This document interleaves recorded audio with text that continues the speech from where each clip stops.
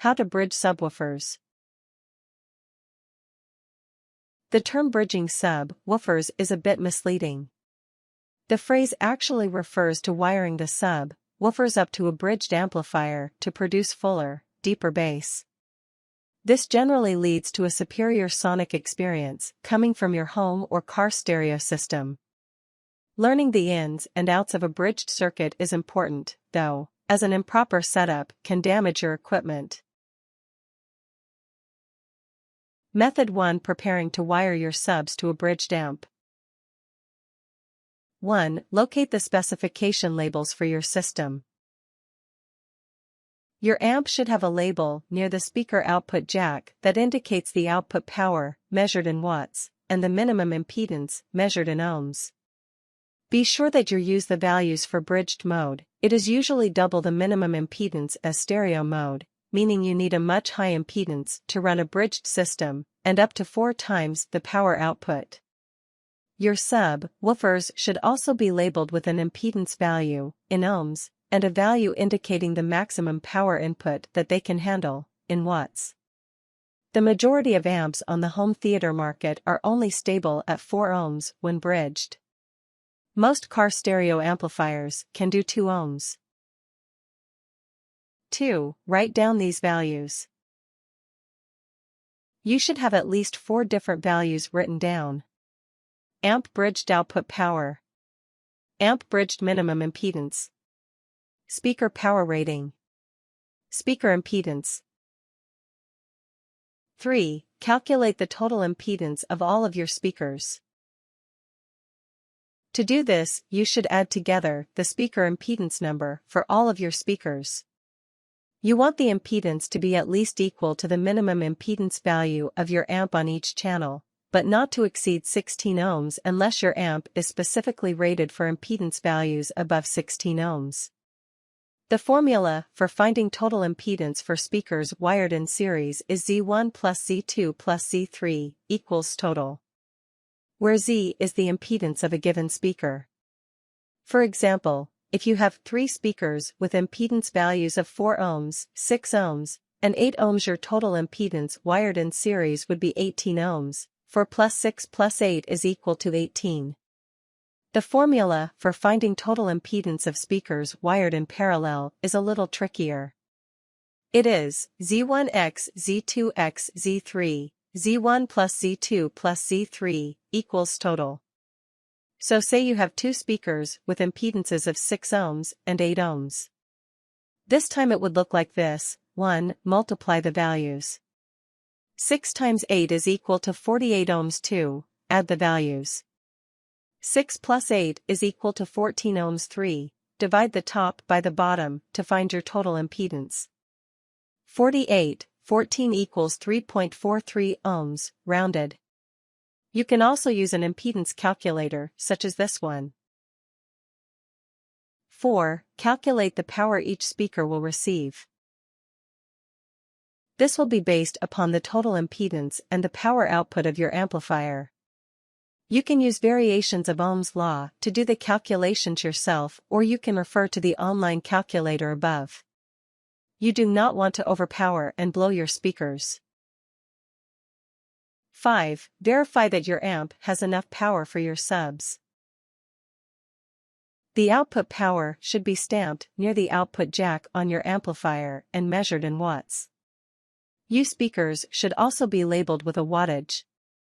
The output wattage should meet or exceed the sum of all of your speakers.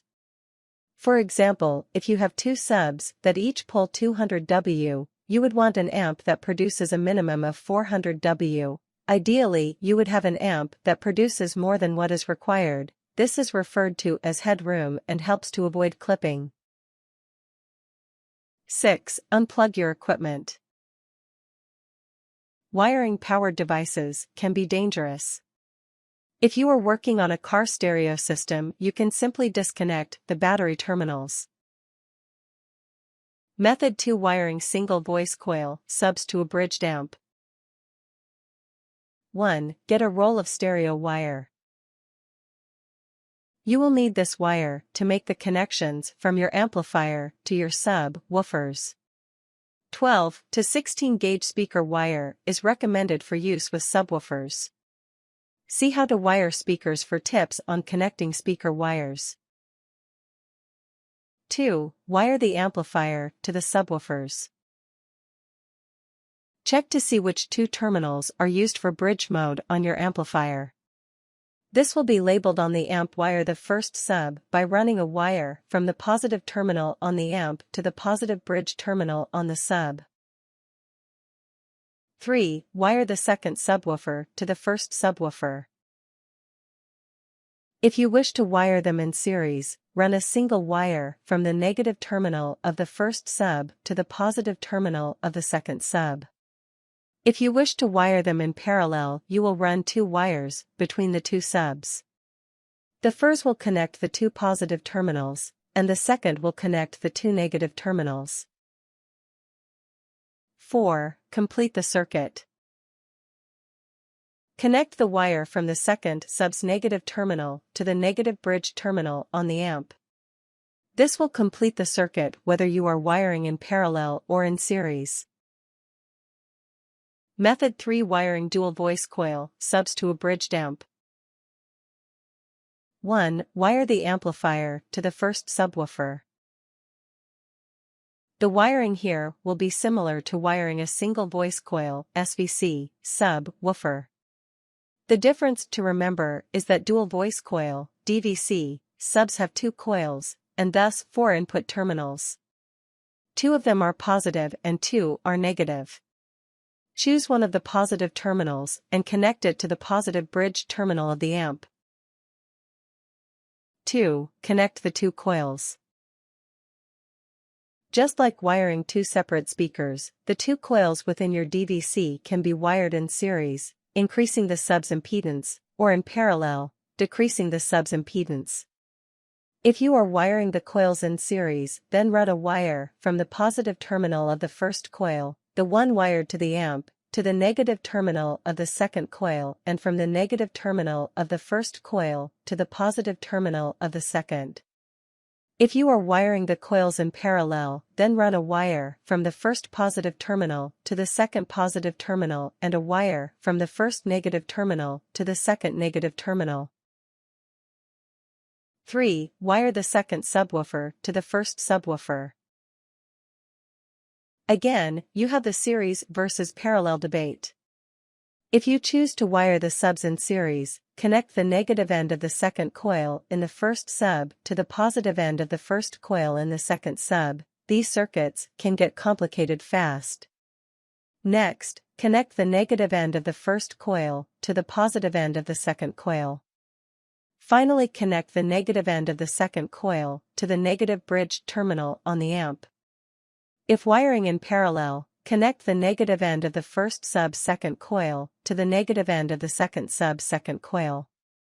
Connect the positive end of the first sub's first coil to the positive end of the second sub's first coil. 4. Connect the second sub's coils. Follow the same guidelines as when you connected the first sub's coils. 5. Complete the circuit. Now comes the easy part. Regardless of which combinations of series and parallels you chose above to get the proper impedance and power distribution in your system, closing the circuit will be one easy step. Run a wire to connect the negative terminal of the second coil in your second sub to the negative bridge terminal of the amp. 6. Listen for inconsistencies. Power up your system and test it out.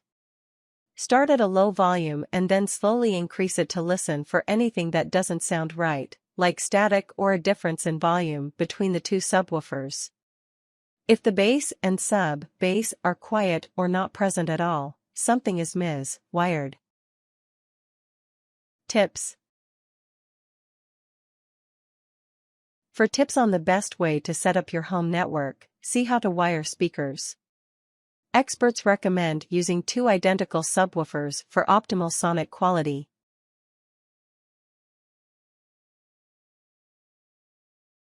Warnings.